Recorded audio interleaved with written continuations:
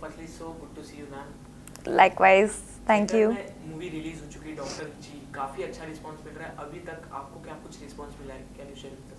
Of course, काफ़ी overwhelming response मिला है. We are very happy with the way people have appreciated the film और उन्हें content जो काफ़ी different लगा है और लोग हंस रहे हैं थिएटर्स में. सोशल मीडिया पे जो मैसेजेस हैं वो इतने प्यारे हैं, आई कांट टेल यू कि दिल खुश हो जाने वाले मैसेजेस हैं. एंड जो वीकेंड पे भी जिस तरह का एक सेंटिमेंट रहा है, that's really made us very happy. लोगों को कैरेक्टर्स पसंद आ रहे हैं, फिल्म पसंद आ रही है और हमारा जो मेन इंटेंशन था, जो मोटिव था कि एक हंसते खेलते वे में आप एक इम्पॉर्टेंट मैसेज कन्वे कर पाएँ, एक कॉन्वर्सेशन स्टार्ट कर पाएँ. So we are very happy कि लोगों को वो समझ आ रहा है. आप बात करें आपके कैरेक्टर की, डॉक्टर फातिमा, क्या कुछ मन में आया था जब स्क्रिप्ट सुनी और उसके बाद इसमें काम करते वक्त डॉक्टर जी क्या कुछ कहना चाहोगे? सो जब मैंने ये स्क्रिप्ट सुनी थी, I think Midway through the film, और मैं कई इंटरव्यूज़ में बोल चुकी हूँ, दिस वाज वन ऑफ दो स्क्रिप्ट्स की इंटरवल पे ही मुझे पता था कि मैं ये फिल्म कर रही हूँ. बिकॉज ये इतनी one of the best scripts on paper, क्योंकि कई बार आप इम्प्रोवाइज़ करते हैं जब एक्टर्स ऑन बोर्ड आ जाते हैं, फिर आप शूट पे इम्प्रोवाइज़ करते हैं, बट ये ऑलरेडी इतनी एक बोलते ना कड़क स्क्रिप्ट लग रही थी. सो जब हमने शूट शुरू की, in fact Ayushman and I spoke about it कि हम दोनों को ये बहुत सॉलिड स्क्रिप्ट लगी थी, जस्ट बिकॉज एक न्यू टॉपिक है और इस तरह का टॉपिक गायनाकोलॉजी का पे कभी कोई फिल्म नहीं आई है.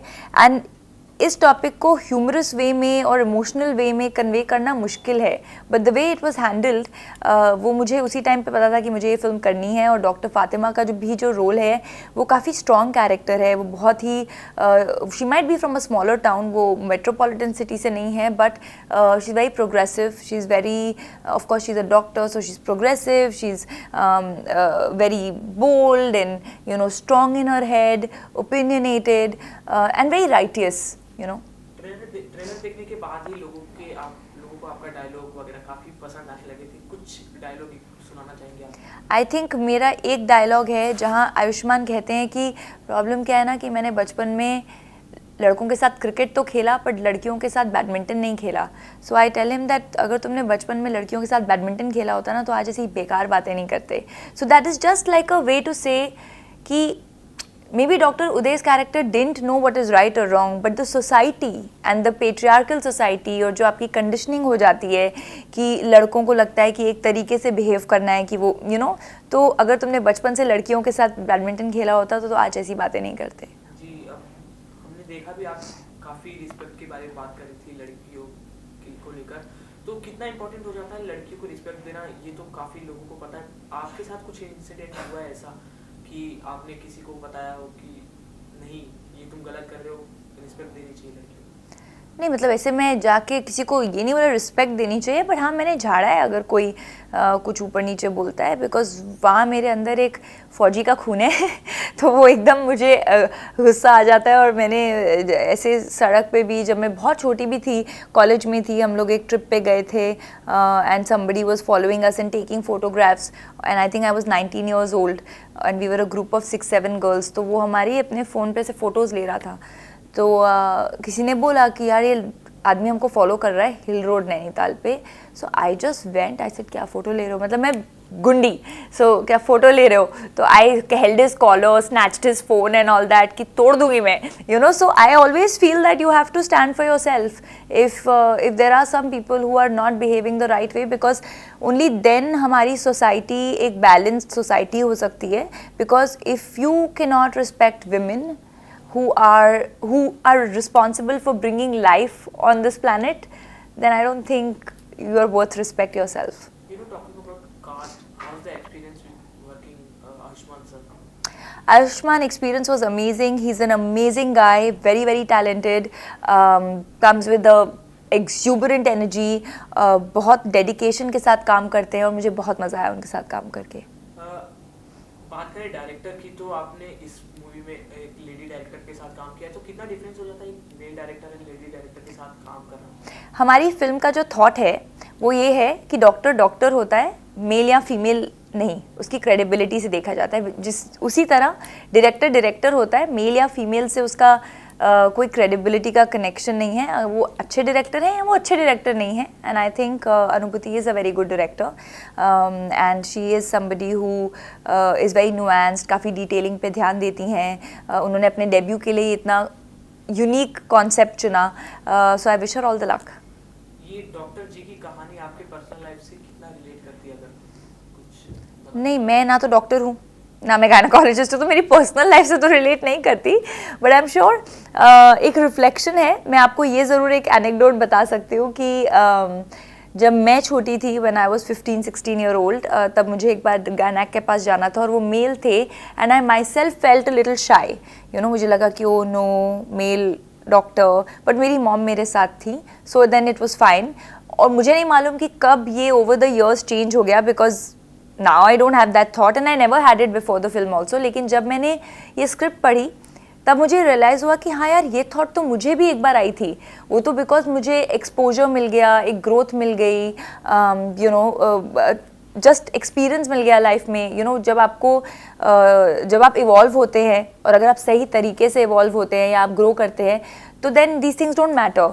But there is a large section of the society जो अभी भी इसे टैबू समझता है या यू नो अनकम्फर्टेबल है एक मेल डॉक्टर के पास जाने के लिए, gynaecologist specifically, which is what I related कि यार ये बात में तो सच है. And which is what our film is trying to say कि अगर आप किसी भी और सर्जन के पास जाते हैं, ब्रेन, हार्ट, तो आप बोलेंगे मुझे बेस्ट डॉक्टर देना, आप मेल या फीमेल नहीं देखेंगे. तो आप यूट्रस के पास आते ही क्यों शाय हो जाते हैं. आपने इसमें डॉक्टर का किरदार निभाया. काफ़ी सारी मूवी है जिसमें लॉयर भी बने हैं, बॉलीवुड में लॉयर बने, साइंटिस्ट बने, ऐसा कुछ. कब बनी मैं लॉयर भाई? बॉलीवुड की मूवीज. अच्छा, लॉयर दोबारा लेना क्वेश्चन. बॉलीवुड की मूवी लॉयर पे भी निर्भर है, साइंटिस्ट पे भी निर्भर है, डॉक्टर पे भी. तो ऐसा कोई कैरेक्टर है जो आप इन फ्यूचर करना चाहती हो? हाँ, मैं एक लव स्टोरी करना चाहती हूँ. I really really want to do a love story. So आप काफ़ी देर तक काम करती हो, एज अ ऑडियंस को लगता है, और आप करती भी हो. तो अगर ऐसा हो कि आपके घर पे कोई नाराज हो जाए कि आप उनको ज़्यादा टाइम ना दे पा रही हो, तो कोई है ही नहीं घर पे, मैं अकेले रहती हूँ. अगर ऐसा कुछ सिचुएशन बता रहे जैसे, तो कुछ मनाने के लिए उनको आप क्या कुछ करना चाहोगे? नहीं, आई डोंट थिंक मेरे अराउंड ऐसे कोई भी लोग हैं जो मेरे प्रोफेशन को नहीं समझते. मैंने बहुत हार्ड वर्क किया. 18 साल की उम्र से मैं लगी हुई हूँ एक्टर बनने के लिए.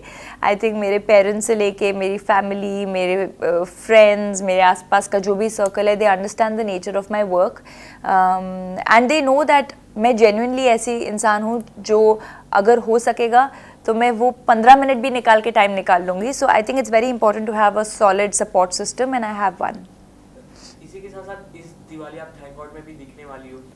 क्या कुछ कितना एक्सपीरियंस कितना अच्छा रहा आपका? और सीड सर के साथ बात करें तो ऑफ कोर्स बहुत अच्छा एक्सपीरियंस रहा और मैं अभी तो उसी मोड में हूँ कि thank God for doctor ji, you know, and very very good experience working with Indu ji, with Sid के साथ मेरी तीसरी फिल्म है. Yeah I am just looking forward to that now. एक तरफ आयुष्मान सर, एक तरफ सीड सर, क्या कुछ डिफरेंस दोनों में, क्या कुछ अलग अलग बातें होती थी? दोनों अलग इंसान हैं, सो ऑफ कोर्स अलग लोग हैं एंड हर इंसान अलग होता है. So I can't really compare the two, but both are amazingly dedicated actors. Doctor ji के शूटिंग के टाइम बात करें तो कुछ ऐसा इंसिडेंट हो जाता है कि जो मेमोरेबल रह जाता है, कुछ ऐसा हुआ हो जो? आई थिंक ओवरऑल जो इस फिल्म की शूटिंग थी वो काफ़ी प्लान्ड थी, काफ़ी मज़ा आया हमें शूट करके. बहुत एक्चुअली बहुत ही फन यूनिट थी and everyone was young and energetic and trying to make something new. और हम इलाहाबाद में थे, भोपाल में थे और हमने बहुत खाना खाया वहाँ पे. बात करें अगर टॉलीवुड की, तो जिस तरह से टॉलीवुड का ट्रेंड चल रहा है, सो काफ़ी सारे एक्टर एक्ट्रेसेस बॉलीवुड के trying to do Tollywood movies, south movies. तो क्या कुछ कहना चाहोगे? कितना फेयर हो जाता है कि अगर लोगों को इधर पसंद नहीं आ रहा है तो वो वहाँ काम करने जाए? आपका सवाल ही गलत है. ऐसा नहीं है कि किसी को कुछ पसंद नहीं आ रहा है.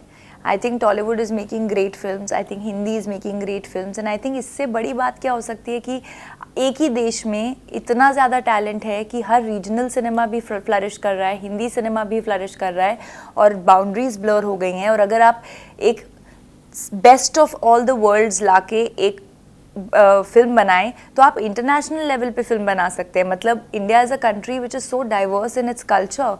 तो किसी को ऐसा नहीं है कि कोई इधर से उधर काम करता है कि इधर पसंद नहीं है. I think every